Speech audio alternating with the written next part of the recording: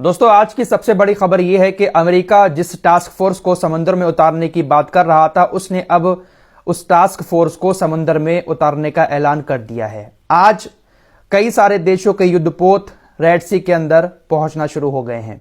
America ने red Sea के अंदर ऑपरेशन प्रोस्पेरिटी गार्जियन की शुरुआत अब कर दी है। मेरे दोस्तों, कह सकते हैं कि यह वर्ल्ड वॉर 3 की शुरुआत है। यमन के हमलों को रोकने के लिए रेड सी के अंदर Britain, Bahrain, Canada, France, Italy, Netherlands, Norway, Seychelles और स्पेन जैसे देशों के साथ कई और यूरोप के देश शामिल हैं, जो अपनी अपनी सेना के युद्धपोतों को वहां पर भेजेंगे और यमन के हूतीस पर हमले भी करेंगे और उनके हमलों से जहाजों को बचाएंगे भी। बड़ी खबर यह है कि यूएई और सऊदी अरब ने अमेरिका की बात मानने से इनकार कर दिया है। सऊदी अरब और यूएई इस टास्क फोर्स में शामिल नहीं हुए हैं। लगातार अमेरिका इस बात का दबाव बना रहा था सऊदी अरब के ऊपर भी, लेकिन सऊदी अरब यूएई ने हूतीस की बात को मानकर अपने आप को अलग कर लिया है। हूतीस ने कहा था कि अगर आप शामिल हो गए तो हम आपको कहीं का नहीं छोड़ेंगे। अमेरिका का कोई लेना देना नहीं है, लेकिन बेवजह की एक नई जंग रेड सी के अंदर अमेरिका शुरू कर रहा है, सिर्फ इजराइल की वजह से। हूतीस ने साफ कह दिया है कि हम इजराइल जाने वाले हर जहाज को रोकेंगे, बाकी किसी भी देश के जहाज को हम नुकसान नहीं पहुंचाएंगे। लेकिन इसके बावजूद भी अमेरिका ने रेड सी के अंदर यह नया युद्ध शुरू कर दिया है। यह वर्ल्ड वॉर 3 की शुरुआत है मेरे दोस्तों, लेकिन इसका जवाब यमन की हूतीस की तरफ से आ गया है। हूतीस ने गठबंधन से कहा है कि तुम ये जो मूर्खता वाला काम कर रहे हो, समुद्र में आकर हमें रोकने की कोशिश कर रहे हो, तुम जान जाओगे कि यमन क्या है। तुम्हें ऐसी औकात दिखाएंगे रेड सी के अंदर कि तुम्हें भी पता चल जाएगा कि यमन है क्या चीज। मेरे दोस्तों, बहुत छोटा सा देश है यमन, बहुत गरीब भी है अमेरिका के मुकाबले, लेकिन अमेरिका जो अपने आप को दुनिया की सबसे बड़ी ताकत मानता है, इस छोटे से देश के खिलाफ समुद्र में उतरकर युद्ध छेड़ रहा है। ये जो बाइडेन जो है ना, ये जाते जाते दुनिया को ऐसी कगार पर छोड़कर जाना चाहता है कि लाशें लाशें पूरी दुनिया में दिखाई देंगी। यमन के हूतीस ने कहा कि हमें कम समझने की कोशिश मत करना। हमारा संगठन ईरान, उत्तर कोरिया और रूस की वजह से इतना मजबूत हुआ है। हमारे पास भी बहुत बड़ी बड़ी ताकत है। तुम ये जो समुद्र में अपना गठबंधन उतारकर मूर्खता वाला काम कर रहे हो, तुम्हें पता चल जाएगा कि यमन क्या चीज है। दोस्तों, यमन की हूतीस की बात करें तो इनके पास ऐसी एंटी शिप बैलिस्टिक मिसाइल हैं जो 300 किलोमीटर की रेंज में किसी भी जहाज को तहस नहस कर सकती हैं, 300 किलोमीटर दूर तक मार कर सकती हैं। तो ये जो युद्धपोत आ रहे हैं ना दूसरे देशों के, इनको भी औकात पता चल जाएगी। समुद्र में उतर कर तो देखें, यमन के पास ऐसी मिसाइल है एंटीशिप बैलिस्टिक जो 300 किलोमीटर की रेंज तक कहीं पर भी टारगेट कर सकती है। अभी हाल ही में इस एंटीशिप बैलिस्टिक मिसाइल का यमन के हूतीस ने सफल परीक्षण भी किया है। साथ ही साथ हूतीस की तरफ से कहा गया है कि हमारे पास कुछ ऐसी भी मिसाइलें हैं जो 1500 किलोमीटर तक की रेंज में समुद्र के अंदर मार कर सकती हैं, लेकिन अभी हमने इसकी शुरुआत नहीं की है।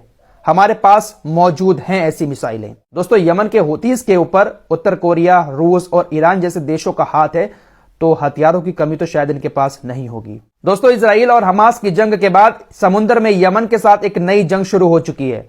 एक नई जंग ईरान और इजराइल के बीच भी शुरू हुई है और इसके भी परिणाम बहुत खतरनाक हो सकते हैं। कल ही आपको जानकारी दी थी कि इजरायली हैकर ने ईरान के सभी फ्यूल स्टेशन को, उसका जो सर्वर होता है, हैक कर लिया। अभी भी सर्वर पूरी तरह से ठीक नहीं हो पाया है। अभी भी 70% ईरान के अंदर जो फ्यूल स्टेशन है वो ठप पड़े हुए हैं, मशीनें काम ही नहीं कर रही हैं।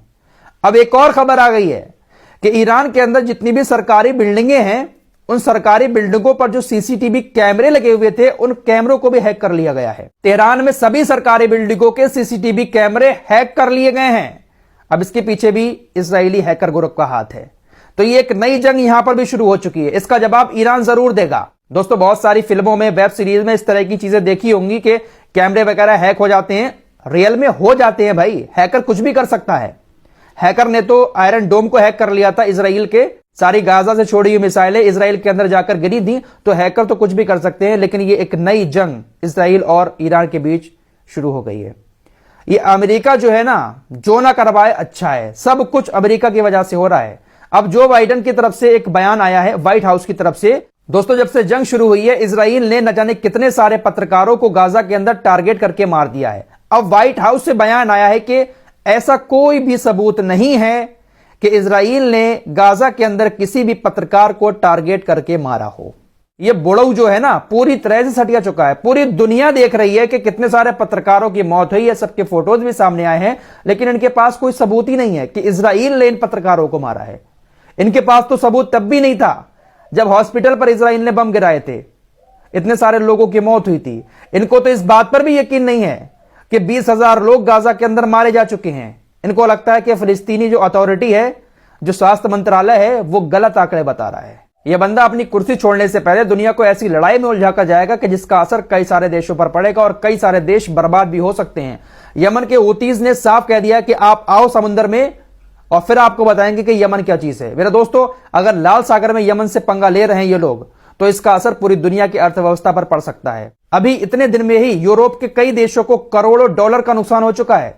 कितनी सारी शिपिंग कंपनियों ने अपने जहाजों को बंद कर लिया है, अर्थव्यवस्था चरमरा चुकी है। अब अगर अमेरिका इस तरह से कई सारे देशों की सेना समुद्र में उतार रहा है तो एक नई जंग शुरू होगी। ये खतरनाक होगा बहुत दुनिया के लिए। फिलहाल देखते हैं कि किस तरह का माहौल आगे रहता है, लेकिन यकीन मानो इस सब का जिम्मेदार ये है। मिलते हैं एक और नई वीडियो के साथ, तब तक के लिए अपना ख्याल रखिए।